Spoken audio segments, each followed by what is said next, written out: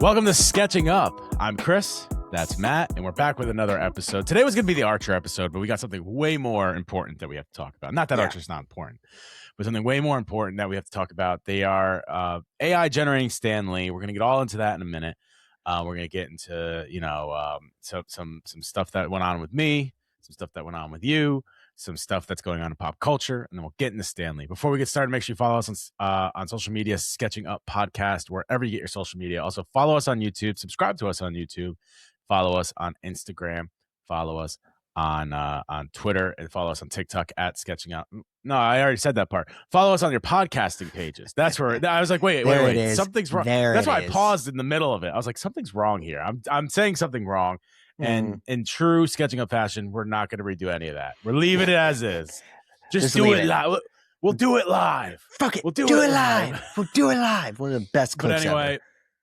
I do want to. We do promote Mad Props a lot, but I do want to say, if you haven't already, go listen to the last episode of Mad Props. J.M. DeMatteis was on.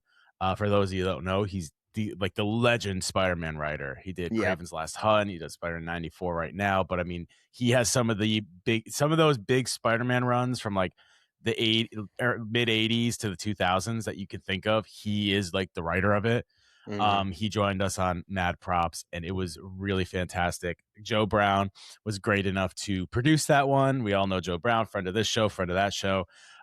There was a point where we're just talking back and forth about random things, and he literally writes in our producer box, if you don't ask a Spider-Man question right now, I'm going to come down there and kill you. I just didn't ask one. So there's a couple things here and there about his career and, his DC start and his Marvel start and all this stuff. But then there's a solid chunk at the end, about maybe 20 minutes at the end, of him just talking about how he created Craven's Last Hunt. I don't know if you've seen the episode yet. I highly recommend you go see it because you're a huge comic book guy, or listen to it at least. I haven't listened to it yet, but I will. He talks about how it's supposed to be a Batman story. So like, now you're cool. locked in. You're locked in. It makes sense too, because I've read Craven's Last Hunt. It's like one of the best stories out of Spider-Man.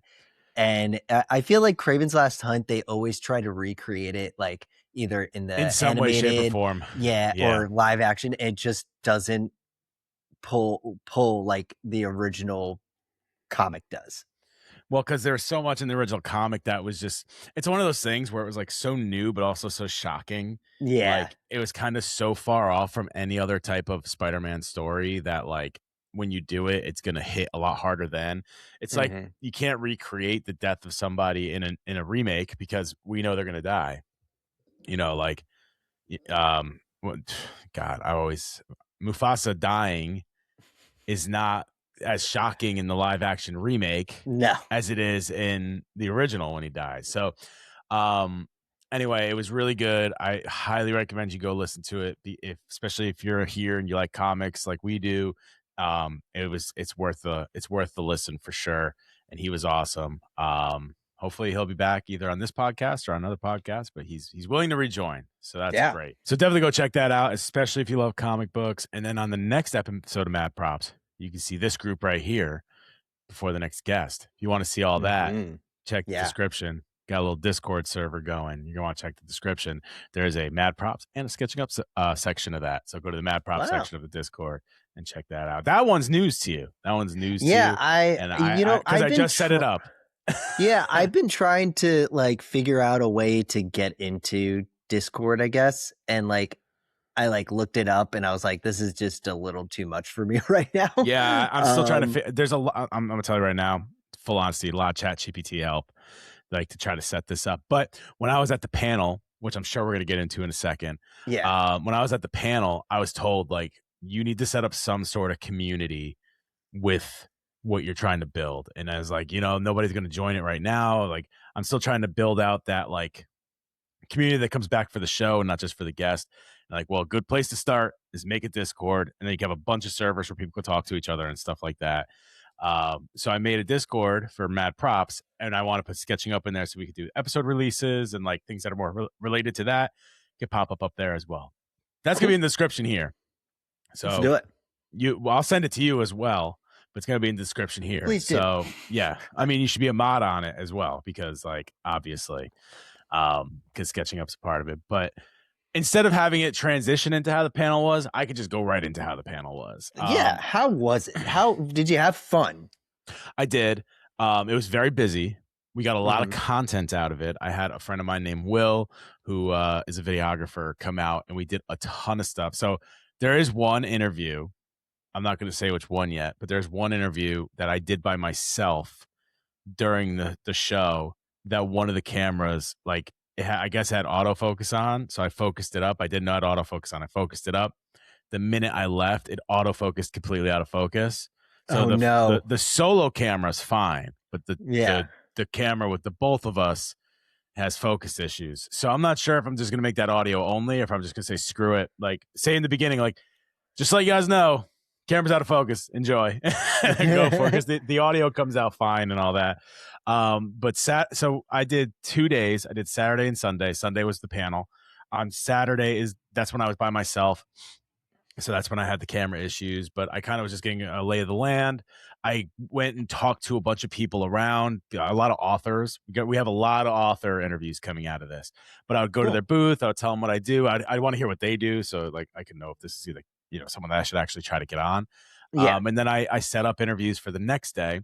So on Sunday, they gave me a room, and I had 4 interviews or 3 interviews on Sunday. I don't even remember. That's how much was going on at the time. It was 3 authors. One was at their booth on the floor, which is what I wanted to do the entire time, is just interview people from the floor. And then the other 2 were in this little studio, or little room they gave us that we created into a studio. We also did like a mic'd up where I walked around the entire thing and we talked about all the stuff going on. Luckily, I've done a couple of these in my life, these Comic-Cons that travel around. So like, they have the car show. I knew exactly what was going on there. They have like that Star Wars like interactive thing. They come around. I don't know if they're national or if they're Texas thing, but they basically build out a bunch of sets, and then they dress up in like super movie accurate uniforms. And you can take photos and all this other stuff. You can see like what all these different sets might look like, because they're like, they're movie-esque sets that they set up. They're really, really close to the real thing. And you get to walk around. So I talk about that a little bit. And we, talk about a couple of different vendors and stuff like that. There is one called What's in the Box. I want them to sponsor these shows so bad. It's called What's in the Box. They're small, owned by this guy and his wife or girlfriend or something like that. And it's like mystery boxes. That's all they do, is mystery boxes. But their mystery boxes are like S tier. They're not one of those stupid, I paid $50 and got a bunch of stickers.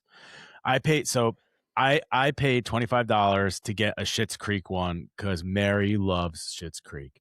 Cool. So I was like, all right, whatever. Like, whatever. They're going to have a t-shirt and like, whatever the garbage they're going to have in there. It's not going to be worth $25. So I had like a lanyard, and it had a bunch of stickers and stuff. But then it had, and it so worth the money, it had a full Rosebud Motel robe. Like a motel robe. Are you serious? Rosebud Motel. And I was like, this is worth every penny. They could have nothing else in it. It could have just had that. And it's so worth the $25. That's awesome. I love that show too. So that's really sick. Like, that's one of my favorite shows. So when she opened it up, we were like, oh, you got a blanket. That's kind of weird. And then she was taking it out. I was like, oh my God, that's a robe. It's a motel robe from the motel.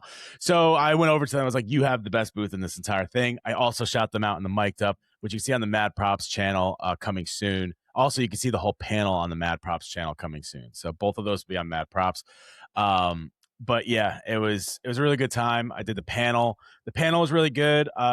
There was nobody there, which was great. We were the last thing to happen in the entire show.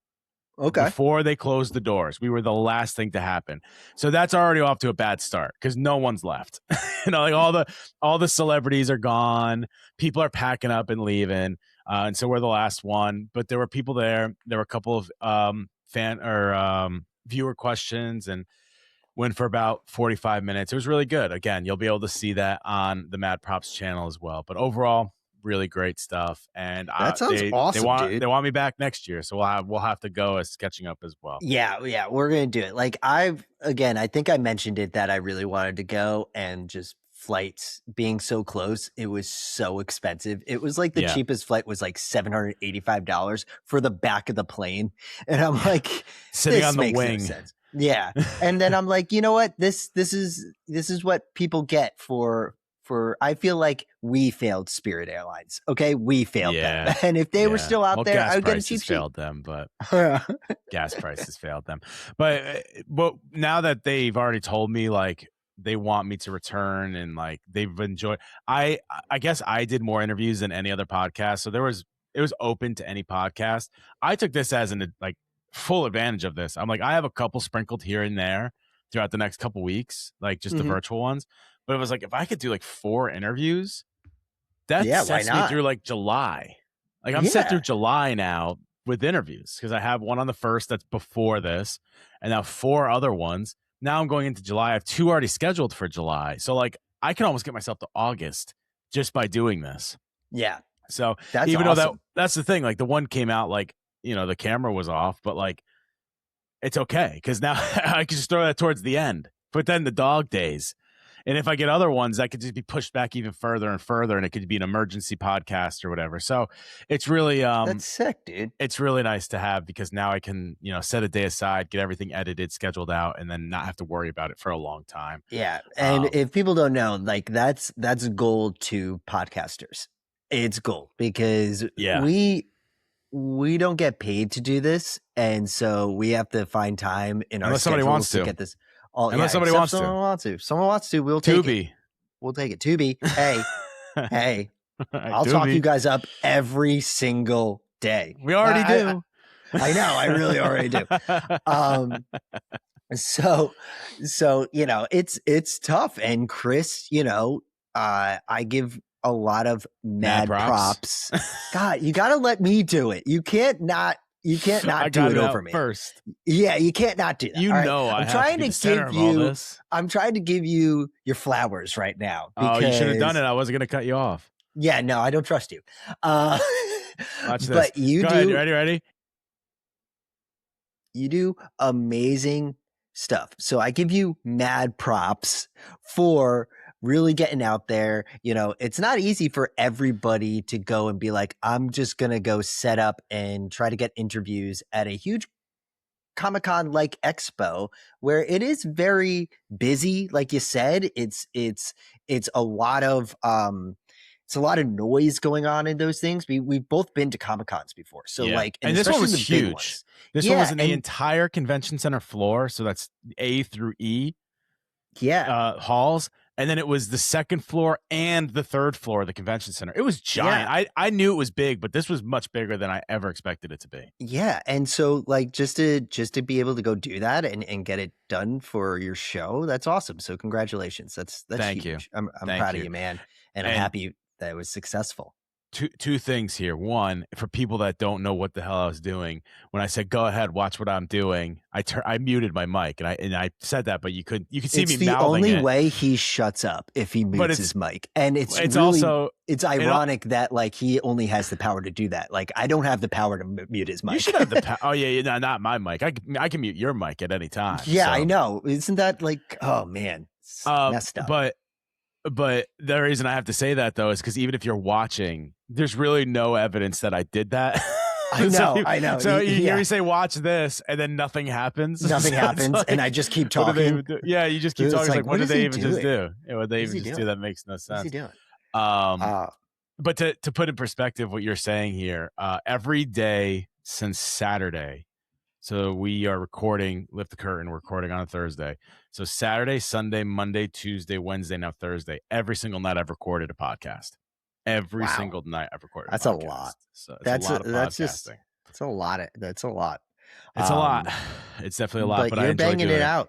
You're banging it out, and it's coming out awesome. So I'm excited to see the content from the expo. Like that's going to be a lot of fun, and I will be there next year. Yeah, we can plan it further in advance next year because we know we're going to be going. Now I want to see if that's the same company that runs the expo that happens in Philadelphia. No, that's the Fan Expo. That's the Fan Expo, okay. Which they do that in Dallas. Confused. I'm trying to get in for the Dallas one, which is in September, which I'd only be able to go one day. But I'm trying to get on that one, but they're not the same thing. The Comicpalooza, I think, is only in Houston. I don't think they do it anywhere else. Yeah, it doesn't sound like if they're doing it at such a large scale, it sounds like it is like a Comic-Con type thing where it only happens in San Diego and New York, and that's this from doesn't happen Comic-Con. Those anywhere are else. only It's two things. crazy. Because also, like you said, the scale of it was huge. The convention center in San Diego is absolutely massive. The Javits Center in New York City is massive. This is only where these types of conventions can happen, are at massive convention halls.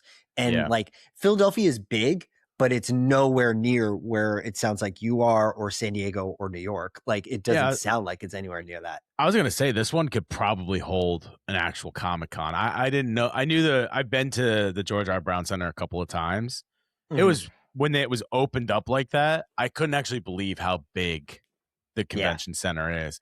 But yeah, it was a good time, and catch us there next year, because we'll both be there. Whether Mad Props get in or we both get in, we'll both be there, because I can just bring you up on the stage with it. So it doesn't matter. Either way, we're gonna both be there. But speaking of Tubi, you have an update for the commercial? Yeah, so I got an email yesterday. I'm in the final running. I think there's only like 4 people, so I just had to be available on the day that they asked, and so I said yes, I am available. I would make myself available for this, and they just have to run a background check. It's a tough application process. Are you available? Yes. Are you available? You're in. So it was funny because like the woman who like did the interview recording for it like said like, yeah, you'll probably hear back like Tuesday after Memorial Day weekend. And I was like, okay, cool. And I kind of forgot about it over the weekend. There was a lot going on. So, but then today or Wednesday, I got the email and they were like, are you available this date? And can we run a background check? And I was like, yeah, sure. Why not? She's like, all right, someone's going to be in contact with you today about all that. And I was like, all right, cool. So I didn't hear anything back. So I was like, worried, like maybe like they're allowed to change their mind. Like they could like be like, oh, you're done. Like you were good, but like we just kind of like re-went through everybody and did it. But then I got an email today, literally around. Then Andrew Garfield signed on. That's a BoJack joke, by the way. I know a lot of people. BoJack Horseman gets the part, and then they're like, Andrew Garfield signed on. He loses the part. He loses the part. Continue. So I was kind of worried. I was like, oh God. And then I got an email today and they're like, hey, just want to check in. We're still want you on. Someone's going to reach out to do the background check. And I was like, all right, cool. So then I just had to check if I have any outstanding warrants. I don't, which is great. You got that. You did hack the system. Yes. And so I just went in and made sure I don't have any outstanding warrants or parking tickets. And which is funny because I was like, I may have one because like I was parking my car a lot around here and I didn't have like a city parking pass. But then like I may have gotten one and then just totally forgot about it because like maybe a week later I sent my car up to North Jersey and then it got shipped out to Arizona for my parents because they needed a car and I don't use my car in Philadelphia. So my car's not even registered in Pennsylvania anymore. It's gone. So I'm like, I got to look into this. And like the really freaking annoying part about the Philadelphia, like, parking authority, it's like, you either have to check by your license plate or like the ticket number. And since my license plate was returned, like it's not on file. You don't anymore. know it. Yeah. You don't know what it is. So like I have pictures of it, but like I write it in and it says it can't come up. So like I couldn't look up if I have one or not. Yeah. And I'm like, all right, well, and the funny thing is it's like, if you don't pay a parking ticket, like within a month in Philadelphia, they send you a letter and it's like, you know, you could get towed, you could get, they could impound your car and all this. And I'm like, good luck. If they were trying to, they got to travel out to Arizona and go get that car. Because you're going to need some detectives. Yeah. You really find this one. It's you're gone, really going to need it. Yeah. So it's completely gone. So, yeah, I'm hoping that this goes out well. I'm probably going to have to do a background check thing tonight and then it has to be done by tomorrow. And then there's no way they would say no because you have a parking ticket. Yeah, That'd be no, I crazy. don't think so. Yeah, no. That'd be crazy. So, but yeah, it's like it looks like it's gonna be. It might be me, so I'm excited. Tubi legend coming Yeah. soon. To be a legend. That's why they pay me the nothing bucks. Well, I'm not getting paid at all right now, so That's why they pay me the nothing bucks. So I sent you an article today about how Stan Lee's voice is being in likeness is being sold to an AI company. Let me see, 11 Labs, and they're going to be able to do things with that voice that, like, they're going to be able to recreate Stan Lee basically and do whatever they want with him. yeah. Before we get into details, initial thoughts on this. I think it's so stupid. I'm really like annoyed with AI right now, even though like I do like you use ChatGPT to ask questions and like That's just not the kind of. AI you're annoyed with. But like, yeah, I'm annoyed with like the AI that's trying to recreate things that like one doesn't need to be recreated. Like I don't need like who needs AI Stanley's voice? Like Who I needs don't Will Smith eating spaghetti every year? yeah, We like don't need that. I don't need that stuff. And it's just like it like it just annoys me that it's now like there's so many people out there like celebrities and everything talking against it, like going against all all this AI like build up and everything. And it's still just like pumping out. Like it's just and I know why. It's a moneymaker. Like it Yeah. said like in one article that like this labs like got like $6 billion so they could go and find like other stuff that they can start investing in, and they use part of that money to buy the rights and likeness to Stan Lee. Now, the article I read from Variety didn't say a number of how much it was worth and like how much they bought it for, but I can't imagine it's not going for anything under 500 million. Like I don't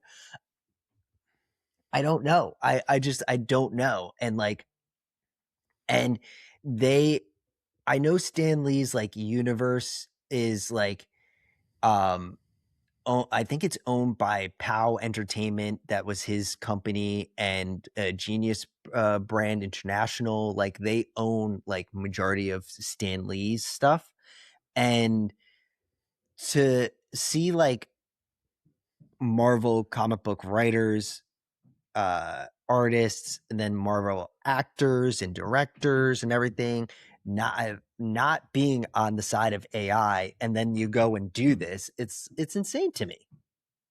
So I haven't seen a price. Sorry for looking off camera to anybody No, it's all watching. right. I haven't seen a price. It says that they've also been working with the estate of John Wayne, Liza Minnelli, and Michael Kane to do this. They're $11 billion company, like you said. And then the key details to this visual cameos. The deal includes visual and video templates that allow creators to generate comic style digital imagery and cameos featuring his likeness. So that's just him being on screen.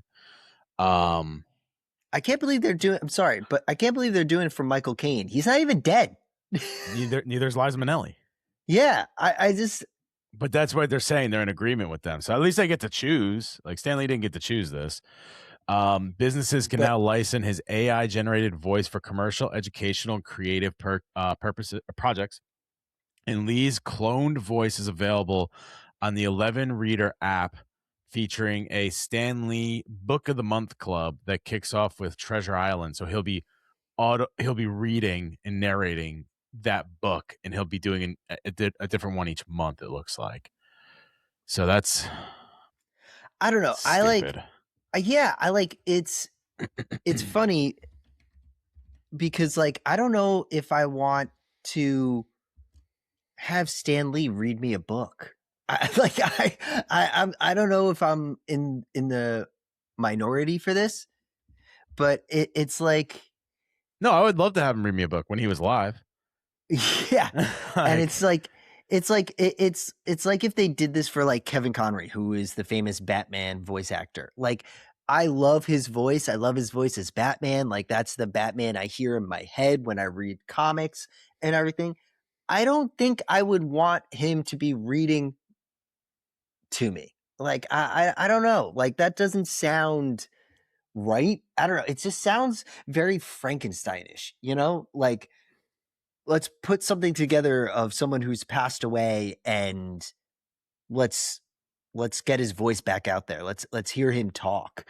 Like, this kind of gives me the feeling like if this keeps going, like we're gonna, you know how Stan Lee had all those cameos in the MCU, and We're just like he gonna would see just them like show continue. up. Yeah, and we just see him show up again and like do that. I'd be like, this is so fucking ridiculous. Why are you doing this? So the rights are owned by Cartoon Studios. It's cartoon with a K, and That's original. they signed a deal. It used to be Deke. You remember, DIC, Deke? Yeah. It used to be Deke Entertainment. They signed a deal in 2003 with Stan Lee's POW Entertainment, Mm-hmm.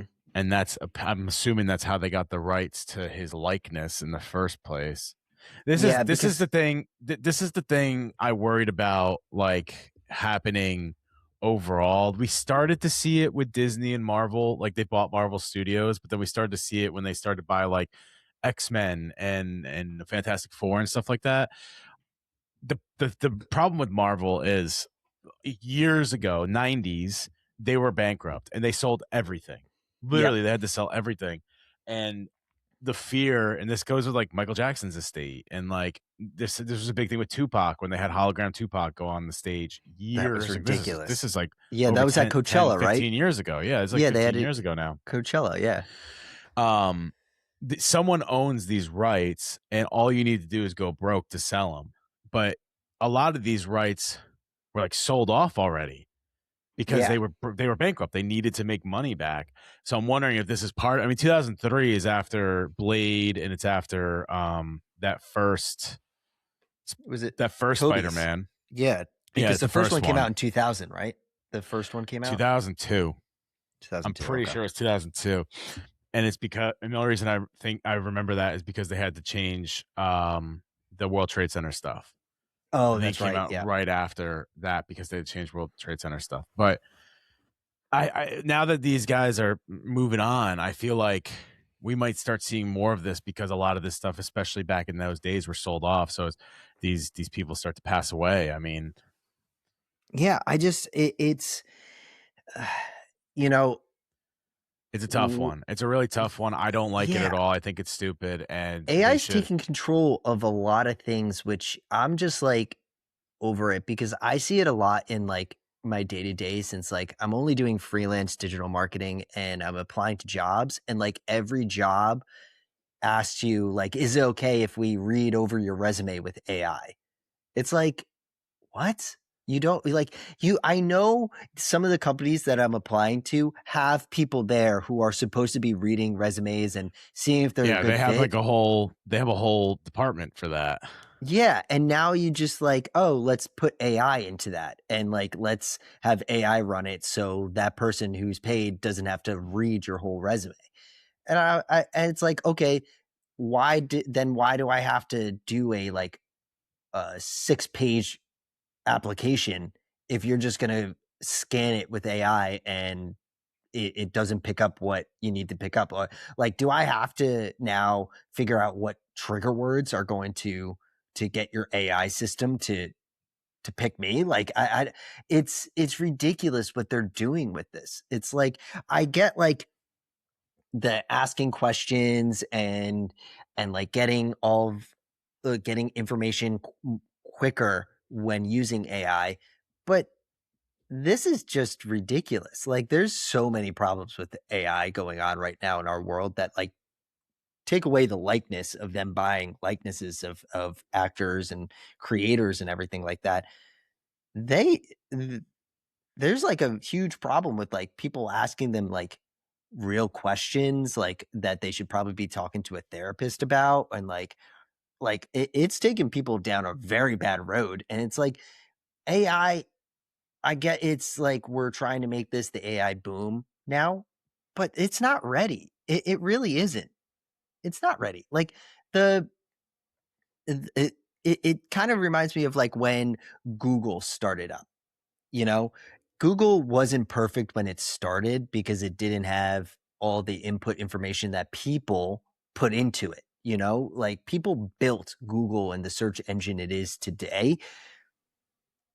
AI needs more time before we start just bombarding it with all these different things. Like it's just I feel like it took like almost 10 years from the Google when it first came out to the Google we have now to be like this huge system of information. And I feel like AI has had like 3 years for the public to like play with, and now they're trying to just make it like everything. Am I wrong? Or No. am I just being like a pessimist? No, I mean, this is why a couple years ago we had the strike, right? Like, because they wanted AI to take over for writers, and they're still kind of doing that. Like, AI is very much in Hollywood for writing and stuff like that, and it's a big deal over there. Then you Yeah. have like voices. Like, if you could just recreate someone's voice, why do you have to do anything? A lot of very big podcasters are wary of it as well, because if they could just, they talk all the time. Like, we talk all the time. We have over almost 150 episodes of this. There's a lot of ammunition for them to use to recreate voices.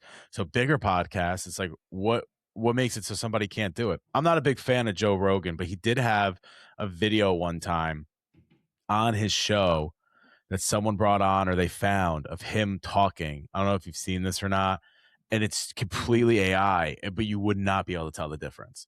So like, yeah, it's just getting to a point that's a little And especially like scary. I'm not a huge Joe Rogan podcast person because Yeah, I'm not. one I don't really his like him. like so like I do I like I I don't like what understand. he's become. I don't like what he's become, I should say. I think he became a little bigger than his podcast became, you know what I mean? Like, his podcast Yeah. became so big so fast that he kinda just ballooned himself up as well, but continue. Well, like the thing is with me and Joe Rogan is one, I don't have a time to sit and listen to a 4-hour podcast. Like they're so freaking long. And it's like I can't listen to all of that. Like even if I broke it up in a week, I still probably wouldn't be able to finish like one episode. I just don't have the time for that. But on the other hand, I do respect him for getting all different types of guests. Like it doesn't have to be a guest that like aligns himself with Joe or anything like that. So I give him a lot of credit. But like you said, he himself has like launched himself into this area of celebrity where I think it was like during COVID and he was saying like how to beat COVID, you take certain things. And it's like you have such a huge audience. Like you can't be just spitting shit out like that. Like it, and then he just like got very polarizing. And I just, I don't dislike him. I don't listen to his podcast, but like he just went to an area where I'm just like, I know the people who are listening to you, and I know like exactly what we were just saying. Like someone made an AI of him. That's only because he's so big and like you could just put that out there and be like, oh, it looks exactly like him. It sounds exactly like him. He definitely could have said that. Like, that's my issue. It's like, oh, it could be him saying that, but it wasn't. But like, it's just, he's too, he's, I guess he's just like, he's too nonchalant with the power that he has, in my Yeah, opinion. that's what I mean when I say that as well. Like, he got a little bigger than he thought he was. But not to go too And far off topic on this, yeah, because we were talking about the Stanley AI and stuff like that. Have you, I don't know if it came out or whatever happened to it, but there was like a documentary that was coming out. I know there's a lot of controversy behind it because of the way the director was like building it up. But there was a okay. documentary about the final years of Stan Lee and how he was basically abused like people not abused as in Oh like be abused, yeah. like they'd make him do all this stuff to try to get as much out of him as they could before he passed, basically. Yeah, because there was a lot of controversy when he died and like his estate and like a lot of Yeah, people there was a lot of infighting within his company and like within his family for what yeah. should be done with everything that he left behind. And I do recall that documentary being very polarizing. Well, I don't know if it came out or not. I believe it was called The Final Chapters or The Final Years or something along the lines of that. Mhm. I don't 100% remember, but I do know that it was about like him doing all these conventions and signings and stuff like that, and you could tell like he just couldn't do it anymore because he was like in his 90s. He was like 95 when he died or something like that, and he's like on a little rascal, and like they're making him like, oh, you got to go do, you have to go do this, you have to go do that, like we're getting paid to do this, so you have to do this, you're getting paid to do this because you have to do that. And I don't remember what exactly happened with it. I remember seeing a clip from it, um but I don't remember exactly where it went from there. Mhm. But I was wondering if you remember that, and like this kind of goes into it, like he was doing things he didn't want to do, being abused by people that owned his estate, and now it's like Yep. years later. He died in 2018, so Yep. we're coming up on 10 years here, and now it's kind of happening again. Like the people that own his likeness are trying to make more money off it. This is something we've seen a lot, especially for people like this. Someone that kind of came from nothing, built himself up, went through struggles for a long time. Comic books were nothing for a really, really, really long time. The Yep. sad thing with Stan Lee and all these other guys is they didn't get to reap the benefits really for that long in their life, because comic books were such a niche market for most of Stan Lee's life. Yeah. Like they were known for nerds, and nobody really said they. If you read them, you didn't say you read them, or you didn't read them at all. And then that the movie boom kind of boosted everything up, and I think like our generation would read them a lot more because the TV shows and stuff. Like you got into that, so you wanted to read more, and then all these stories that have been out for years and years and years, and then you kind of just pick it up and go from there. But I would say he only really got to reap the benefits for like 20 years. Lived till he was 95, Yeah. maybe a little longer So than that. If you died in no, yeah, no, 18, his death at 95 in it was 28 2018. 2018. Yeah, I Yeah, remember. and It was so recently. this documentary is out on Disney Plus, It's out, and and it it's was called The Final Chapters. yeah, the final chapter. It's called the Stanley documentary, The Final Chapter. It's out on Disney Plus. It was shot by his former assistant, and Assistant, it yeah. has 1,000 hours of footage, um, of like him in his last, So his yeah, so the big controversy, if I remember right, and it sounds like you're looking it up so you can confirm or deny yeah, any of this stuff that I'm saying. I think the controversy behind it was not the fact of what was in it necessarily. Maybe some was, some wasn't. I think there was two things. A lot of people just said release the raw footage. Like just you don't have to make a documentary out of it. If he was getting abused, release raw clips. Like show us what was going on. The other one was, I think, the way he was trying to raise money for it. I think he did like a Kickstarter, but it was really shady. It wasn't like he wanted like $500,000, and he was like, "Well, you got to pay the makeup artists." And it's like it's a documentary. What are you talking about? What makeup So artists? the Hollywood Reporter has it had already been well reported that Lee, the comic book industry's most famous creator, known for X-Men, Spider-Man, many more, endured challenging final years. A Yep. Hollywood Reporter investigation explored allegations of elder abuse as various people struggled for control his care and his estate. Boiler Jack, who is his former assistant, says that his camera shows firsthand of what happened, including an exhausted and overworked Lee being carted around to various signings and appearances. He also says that one of the alleged perpetrators tried to stop the release of the film, hence the legal fees to make the film airtight to potential use. So So it I'm seems gonna like, yeah, yeah. go Go ahead. ahead. You go, and then I'm gonna go back off it in a one that usually is pretty good, but it's not like an actual source. So you go first. Yeah, so like they said that like they were a lot of it has a lot of like lighthearted moments, but it does portray him as being very tired and very not like with it throughout the majority of the documentary. And they said that like there was a lot of demand for quote unquote water cooler moments where it's just him and they're just talking, but you could see in those moments that he's just very, very tired. He's Yeah. very out of it. Like it's something that like if you're that age and you're that famous, like you shouldn't probably have a camera in your face during those times. Yeah. So this is what I see from, so I found this on Reddit. It's a huge discussion about it on Reddit. That's why I'm like, it's not really a reliable source, but there's usually pretty good stuff that goes on Reddit. So the controversy I see here, based on what people are writing in here, was the way the person was trying to finance this film. So everything was already filmed. He was just editing it together. He put on Kickstarter that he wanted $300,000. That was the goal for it to be completed. He's done other films in the past, including an indie game, the movie, which was a Kickstarter of $100,000. But this Kickstarter included travel for interviews, lodging, food, and pay for the year of work. Was $100,000. So they were doing a lot more on this one. And then the one that we're talking about now was already shot. So then it says what does this $300,000 budget contribute to in the documentary that's already been shot? Then it goes through what it is, and it's crew, food, equipment rental, sound stage, set construction, casting, wardrobe, hair and makeup, editing, music composition, visual effects, color correction, sound design and mixing, song clearances, content clearances, and legal fees. So legal fees, content clearances, there are a couple that are good, but like, what are they doing set design for? What are they doing casting for? What are they doing? What do they need a sound stage for? It doesn't sound like this was like interview.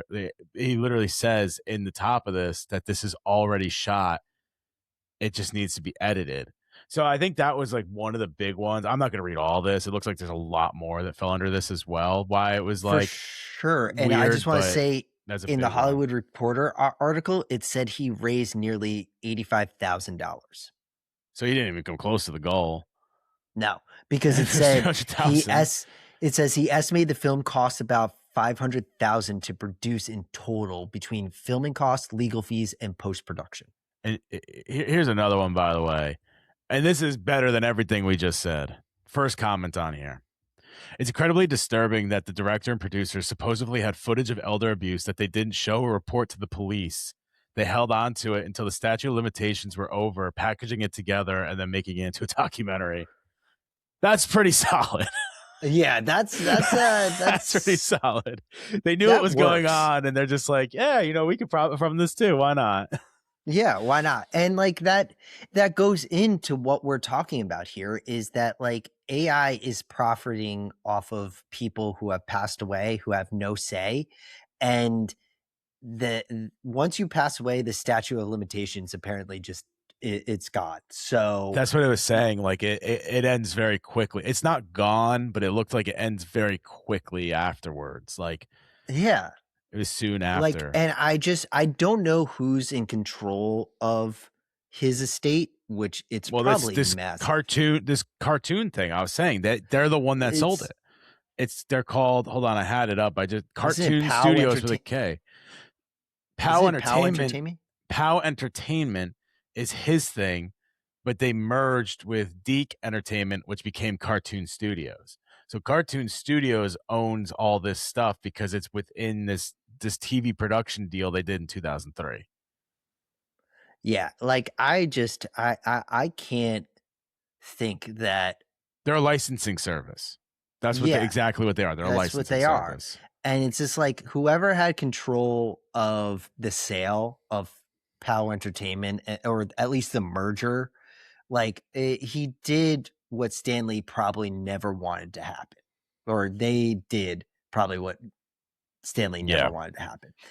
Because why would you do this? Like, I don't understand there's so many other ways you can use Stanley's influence and what he built in POW Entertainment to to better the comic book world, to better the things that we read.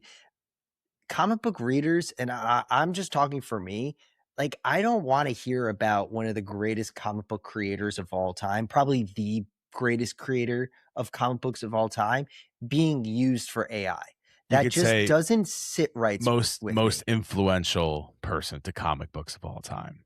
He is Yeah. definitely the most influential. I know Batman and Superman, all of them were created and blah blah No, and blah, but like I think that's but it's not what the it is thing today without Stan Lee. the thing with Superman and Batman, a little behind the curtain, like their owners and the people who created those two characters, like their estates, like battle back with everyone who want to use their Yeah, I'm use sure. Superman. They're always battling. They're always doing it, which in sense, when it comes to this, I'm happy about. Like, yeah, fight about it. Like these are creations that your family member made. You don't want it to go out bad. You don't want it to come out looking stupid, like all that. But my thing is with Stan Lee, and I'm not a huge Marvel guy, and you know this, Yeah, of Chris, course. but I respect the fuck out of Stan Lee. Like, if it wasn't for Stan Lee, we wouldn't have a lot of the things that us nerds, comic book nerds, would love. Like, he inspired so many DC writers. He That's what I inspired them. mean. Yeah, that's what I'm Like, saying. he Like inspired those people. he maybe didn't make he made one of the top 4 most known comic book characters of all time. But comic books aren't what they are today without him, because not only Yeah. his writing influenced a lot of people, but like the MCU, the DCEU, the shows, the all that stuff doesn't even exist. If it One, if they wasn't don't for go him. bankrupt, but two, it's not even that, because he was trying to do that stuff and like way early. Like in the Yeah. 60s and 70s, they were trying There to was a make Spider-Man shows. show. There was a There was a show, Spider-Man yeah. show out. There was a Captain America show. There was the Hulk. The Lou Ferrigno Hulk. There Yeah. was this what was it? It was Spider-Man and Friends that came Yeah, out in like like the all these 70s. different TV shows were coming out. He was ahead of the game. Like these could be kids programming early, but kids programming wasn't really a thing back then. Like other than Yeah. like the Flintstones, which I don't even think is even that early. So he was so influential to it. And now what can they do? I mean, they own all the rights to it. They could sell off his voice to other people if they want. If they want to do like some, they said for cameos. So like anybody can come in and be like, I want a Stan Lee cameo, and they just pay this company and then they can use it. Almost it's like licensing a song, which is not how people should be when they pass. Yeah, exactly. Thank you. Like that is, I think, the big thing is we're treating Stan Lee, the great Stan Lee, like he is a piece of content that you could just sell off and give it to someone else and use it however you want. He was a person. He was a man that had fabulous ideas and put them on paper and brought joy to people. And you're going to whittle him down as a price tag. You just whittled this man down to a price tag. Yeah. And you go out and you technically just bought a person. You bought a person's, you bought a person to be able to sell and make money off of the part that's the most disturbing is you bought a person's rights that aren't, they can't stop it. Like they can't say they want this. Yeah. I can't. To be honest, apparently he would have been doing this anyway because he didn't control anything going on anyway. So if he was alive, they'd still sell this stuff off. I can't think in any world if Stan Lee was of right mind would allow this to happen. Like, yeah, I just can't. I just can't see like you said, like Marvel had to sell off a bunch of things because they were going broke. That makes sense in a business. Like that was for the business. Yeah, they were bankrupt. It wasn't Stan Lee saying, let's sell this and get it out there. It was the business saying, hey, we need to do something. So let's try to salvage what we can and sell off these properties. Stan Lee wouldn't be like, yeah, sell my name and likeness out when nothing's Marvel's not in trouble. technically he did do it, or they wouldn't own it, right? Like, it's not like his estate sold it to him. It sounds like this cartoon studio sold it to him. So technically, he did sell his rights. Yeah, but I don't think it's that simple. I don't think, because Obviously, because in 2003 there was no AI, so it's not like yeah. you're not going to be able to recreate him with AI because it didn't exist. There's CGI, but like that's a completely different thing. Like it just didn't exist. You can't really just create a voice like that. It was a lot harder. Yeah, but I don't think it's well, I don't think it would be that hard. If they had enough if they had enough of him talking, like even back then if someone passed away and they needed his voice, needed someone's voice for that, they had enough to piece it together, they could do that. Yeah, or they would just go get someone that can impersonate them really well. Like that's Yeah. usually what you would see happen is it's just like, for example, they CGI'd Paul Walker at the end of, I know it wasn't his voice, but they CGI'd Paul Walker at the end of Fast 7 because he Yeah, and it was died. his It was his brother's brother. voice.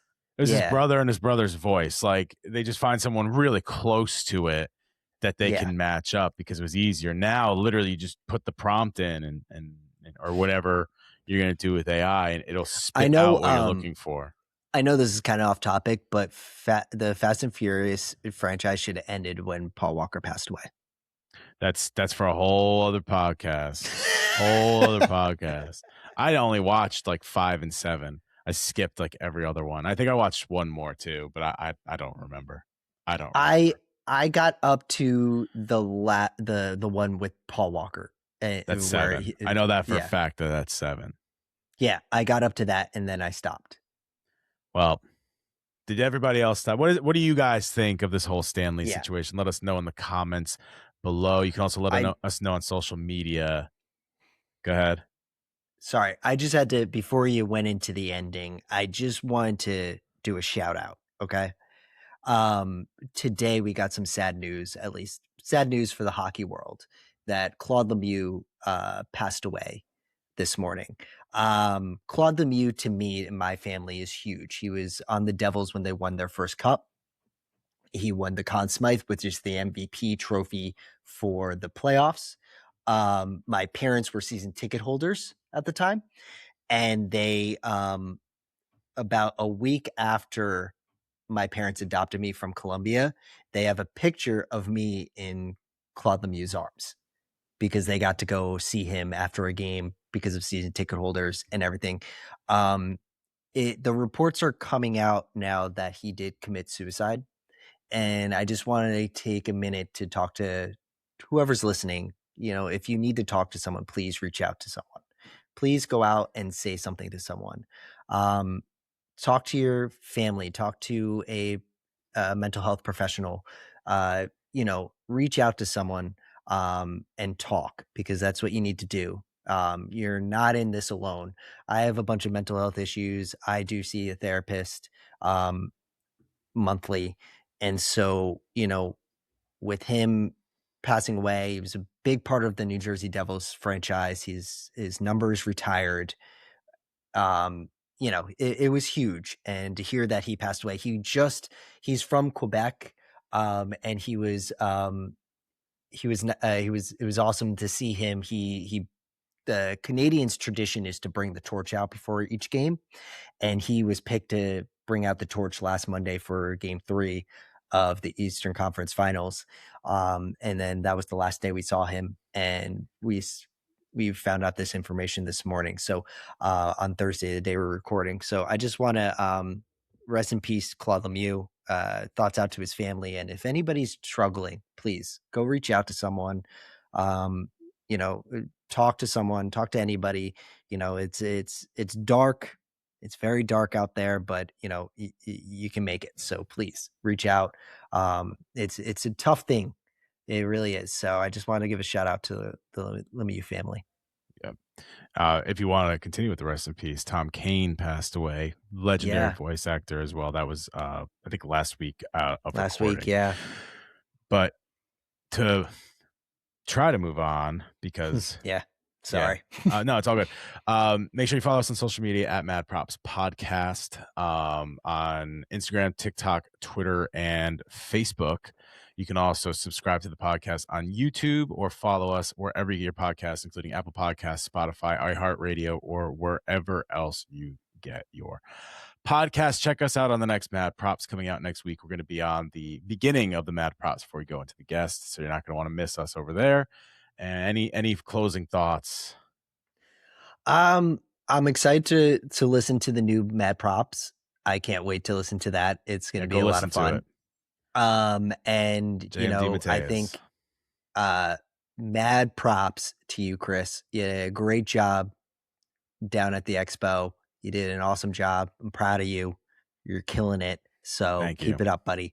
I'm excited to see all that content. Like, I can't wait. It's going to be so much fun to watch. Mad Props Podcast, or Mad Props Pod, on YouTube. You can catch all that. Thank you, everybody. See you later. Rest in peace, Stan Lee. I hate that they're doing this to you. Peace out. Yes. Peace out.